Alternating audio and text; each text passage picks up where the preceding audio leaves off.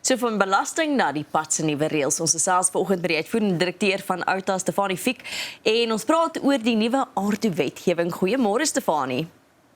Goeiemôre almal. Stefanie, kom ons begin net by aardtoe. Wat is dit in plain gewone taal sodat almal weet?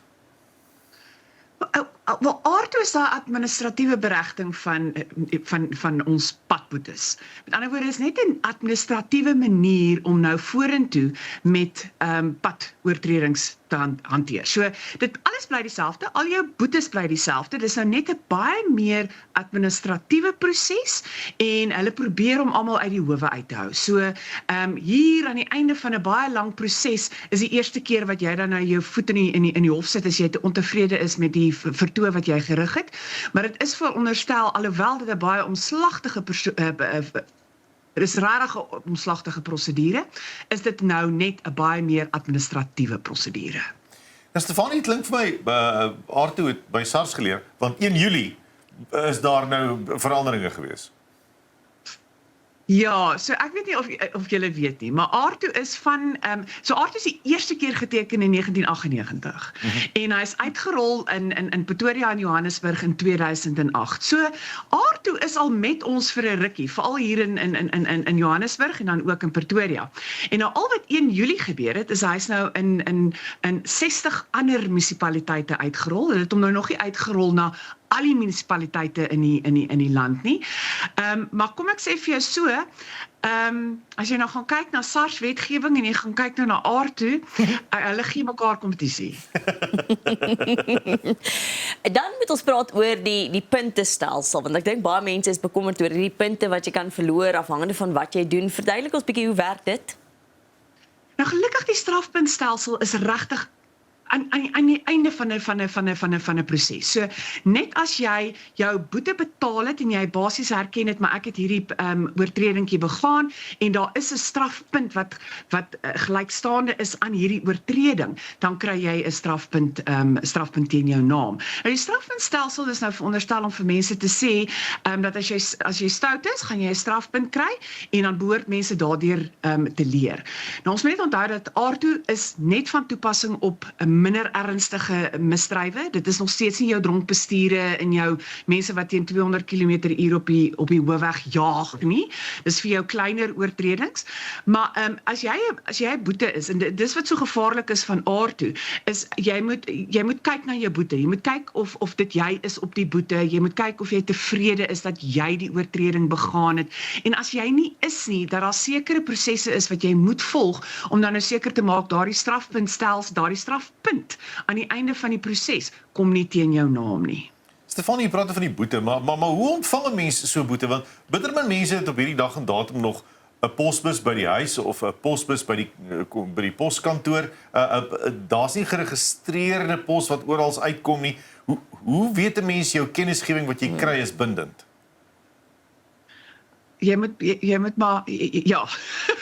Ek weet amper nie wat vraag te antwoord nie. So die stelsel is gebou dat jy dit of per geregistreerde pos, of dit kan persoonlik vir jou gegee word. Onthou, jy kan nog steeds boetes kry met 'n verkeersbeampte wat langs jou kar staan. Dan gee hy vir jou 'n boete. So jy kan dit in persoon kry. En dan kan jy dit per geregistreerde pos kry, maar met die soort van aanpassing van aardtoe het hulle nou voorsiening gemaak dat die poskantore dan nou ook vir jou elektronies kan stuur. So jy kan dit nou via e-pos kry en jy kan dit nou ook via jou foon kry. Vir jou as motoris om jouself te beskerm, sou ek net seker maak dat die dokument wat ek kry ooreenstem met die aardtoe vorms. Nou weer eens, gaan maar na die webtuiste van aardtoe en RTI wat die hoof organisasie is wat verantwoordelik is vir aardtoe en gaan kyk of daai vormpie wat jy gekry het ooreenstem met die vorm wat op hulle webwerf is. En dan moet jy maar net seker maak, maar jy moet 'n aardtoe boete kry. Jy kan nie net 'n e-posie kry of 'n WhatsApp kry wat sê jy skuld ons geld, jy moet dit hier en hier betaal nie. Want ons het nou gesien dat daar nou baie van die mense is wat nou kansse gevat het en geld gesoek het by mense. So as jy daai boete kry, maak nou net seker hy is op 'n amptelike vorm. Maar dit is 'n vorm wat fisies, jy moet fisies hom ontvang. Ja, dis 'n fisiese vorm, maar jy kan hom per elektroniese e-pos kry. So as jy hom dan nou per e-pos kry, gaan jy heel waarskynlik dit soort van 'n aanhangsel wees. Maar dit moet 'n fisiese vorm wees. Dit is interessant, jy weet, ek het nou al boetes gekry. Ek weet ek is die enigste ene, maar ek het al 2 keer gekry. Een keer het ek 'n SMS gekry van mense wat gesê het, okay, jy skuld, hier is jou boete, wat ook al. En toe ek het probeer verifieer, want ek was so, toe kom dit half nêrens uit nie. So dit was natuurlik iemand wat geld gesoek het. En toe het iemand my kar gebruik en 'n boete gekry en ek weet hulle was in die area gewees, maar ek het byvoorbeeld na my bank toe gegaan, want baie keer trek jy deur op jou bank en dit was nêrens op my bank gewees dat ek 'n boete het nie. So ek het so half een plek kon ek sien ek het boete, maar die ander plek kon ek nie sien nie en ek dink daarmee sukkel mense dan ewe skielik as jy so half het ek nou die boete ontvang of nie, gaan ek nou iets moet betaal of nie. As jy nie saamstem met die boete wat jy kry byvoorbeeld nie, Stefanie, wat is jou volgende stappe? Wat kan jy dan doen?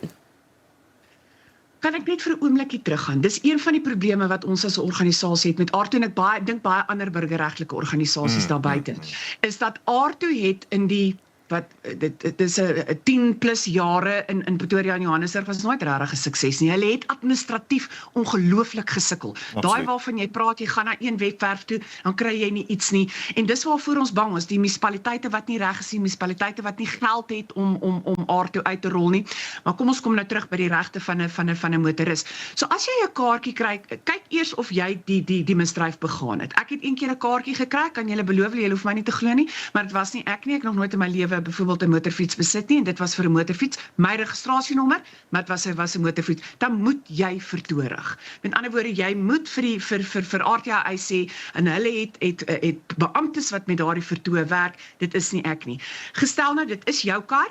Jy is die eienaar van die kar, maar jy weet, veral as dit families is, jy weet, jou seun het dalk met hom gery, of jou man het met hom gery, dan moet jy dan nou maar die bestuurder nomineer. En wat dan gebeur is die boete word van jou naam afgehaal en hulle sit dit dan nou op die naam van die bestuurder van die motorvoertuig. As jy nie baie gelukkig dan nou is met die vertoë se uitslag deur die vertoë beamptes nie, dan kan jy ook nou appel of 'n hersiening rig aan die appeltribunaal wat hulle ook moet opstel. En as jy daarna nie tevrede is nie, kan jy hof toe gaan met 'n hersiening of 'n appel. So wat baie belangrik is kyk na al die detail op jou boete en maak seker jy is tevrede. En as jy nie tevrede is nie, rig daardie vertoë. 'n Klomp administrasie en 'n klomp grys areas, maar dis AARTO op hierdie stadium nog vir die laaste dekade in Gauteng. 'n Mens moet dan nou die vraag vra, al hierdie administrasie, al hierdie planne, al hierdie wetlike implikasies in 'n tyd waarin dinge baie moeilik is om vas te pen. Het jy nou die boete gekry of nie?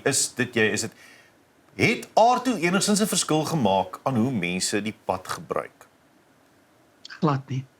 Ons kon in ons het nou nie in diepte navorsing gaan doen nie, maar as jy net gaan kyk na jou padsterfte syfers en jy gaan kyk wat in Pretoria en Johannesburg se paaie aan die gang is ek is redelik seker van my opinie dat dit het nie. Nou as jy met RTI praat en jy praat met RTMC, en skus ek gebruik nou al die dis maar net al die organisasies binne die departement van vervoer wat verantwoordelik is vir hierdie stukkie wetgewing. Daar is nie 'n verskil nie. Wat ons nodig het op Suid-Afrika se paaie is meer polisieering. Met ander woorde, ons soek meer wetstoepassers op ons paaie. AARTO gaan nie help vir dronkbestuure nie. Want dit is 'n wetstoepasser wat 'n dronkbestuurder moet vang. 'n Dronkbestuurder kan wel strafpunte kry as hy nou deur die hofstelsel is. Maar en dan kom ons gaan kyk na die toestand van ons paaie. Ons paaie se toestand, jy kan nie klaar ons kan nog ure daaroor gesels. Toestand van motorvoertuie op ons paaie. So as jy gaan kyk na padveiligheid is soveel meer as net 'n administratiewe berigting van padverkeer. Dit is soveel meer en as die regering, as die departement nie gaan aandag skenk aan al hierdie ander faktore nie, kan ons soveel administratiewe prosesse hê soos wat ons wil. Dit gaan nie 'n verskil maak nie. Die enigste keer wat ons het 'n oppervlakkige soort van navorsing gedoen ten opsigte van padveiligheid en die enigste tyd wat jy op die syfers 'n bietjie van 'n verskil kon sien was tydens die World Cup. En hoekom? Want daar was meer polisieering. Op die pad, ja. En was meer polisieering op die pad. So as jy nie na al die faktore gaan kyk nie, gaan jy nie 'n verskil maak nie. Stefanie, baie dankie vir jou tyd vanoggend. Ons waardeer jou opinies en jou ingeligte kennis wat jy met ons deel. Jy moet 'n heerlike dag verder hê. Vreeslik dankie. Julle moet almal warm bly. Dit is dan Stefanie Fix, sy is die uitvoerende direkteur van Outan, of jy dit nou wil hê of nie. Hier is Aardu van die 1 Julie om te bly. Bly geskakel vir jou nuus net hierna.